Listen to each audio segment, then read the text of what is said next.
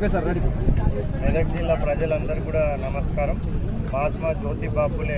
గారి 199వ జయంతి ఉత్సవాలను మన ప్రభుత్వం ఘనంగా మెదక్ జిల్లా వ్యాప్తంగా కూడా ఘనంగా మనం ప్రభుత్వం తరఫున నిర్వహించడం జరుగుతూ ఉంది. సో ఏదైతే మహాత్మా జ్యోతిబా ఫులే గారి ఆశయాలు ఉన్నాయో, సో బడుగు బలహీన వర్గాల అభివృద్ధి కోసం, సో ఎస్పెషల్లీ విద్య పట్ల జ్యోతిబా ఫులే గారు కానివ్వండి, సావిత్రిబాయి ఫులే గారు కానివ్వండి, వాళ్ళిద్దరు చూపెట్టిన కృషి, వాళ్ళిద్దరు చేసిన ప్రయత్నం, సో దాని ఫలితాలను ఇప్పుడు మనం అందరం కూడా ఇప్పుడున్న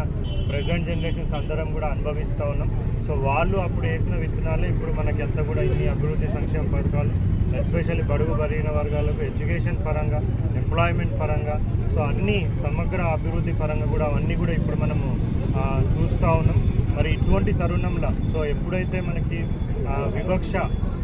ఉండేనో, ఎస్పెషల్లీ ఉమెన్ ఎడ్యుకేషన్ మీద ఎప్పుడైతే వివక్ష ఉందో, మరి అటువంటి టైంలో సుమారుగా 180-190 ఇయర్స్ బిఫోర్,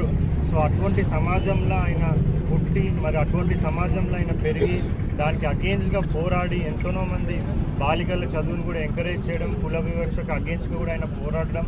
ఎంతోమంది ఆయనకి వ్యతిరేకంగా ఉన్నా కానీ వాళ్ళందరికీ కూడా ఎదురు నిలిచి ఒక నవ సమాజాన్ని, సమానత్వమైన సమాజాన్ని ఏర్పాటు చేద్దామని ఆయన చేసిన కృషిని మరొకసారి మనందరం కూడా స్మరించుకుంటూ, మరి ఆయనకి ఘనంగా నివాళులు అర్పించుకుంటూ, మరి ఆయన చూపెట్టిన మార్గంలో సో మనందరం కూడా, సో ఇప్పుడున్న ప్రజెంట్ జనరేషన్స్ వాళ్ళందరూ కూడా స్ఫూర్తిగా తీసుకొని, వాళ్ళందరూ కూడా స్ఫూర్తిదాయకంగా విద్య పట్ల, ఉపాధి పట్ల, అవన్నిట్ల పట్ల కూడా మనం అంకిత భావంతో పనిచేయాల్సిన అవసరం ఉంటుంది. సో అదే